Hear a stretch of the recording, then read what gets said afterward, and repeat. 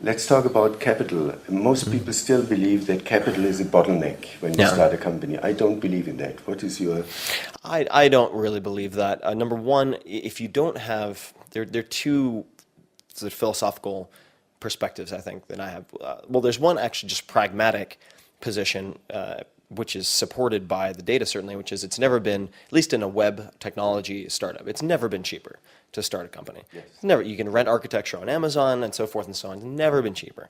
So you can certainly test enough and prototype online for next to no money. Before you put in a lot of Exactly. money. Exactly. So proof of concept first. Yeah. Before you...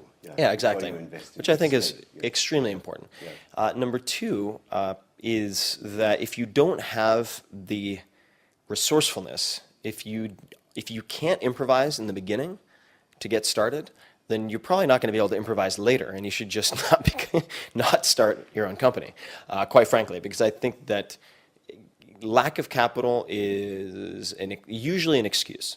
There are some exceptions, like biotech company, Yes. big, long sales cycle. Okay, fine. Yeah. But usually, if you look at Microsoft, you look at Apple, you look at let's see, I mean, Facebook would be another example. You look at something outside of tech, like well, somewhat tech related, Alibaba in China, and Jack Ma, Yeah. and he's been quoted very widely as saying, we had a few advantages when we started. We had no money, we had no plan, we had no experience, and so every dollar they spent, every decision they made, they took very seriously, and it resulted in a better company. Yeah. So I agree. I don't think that capital is the biggest limiter.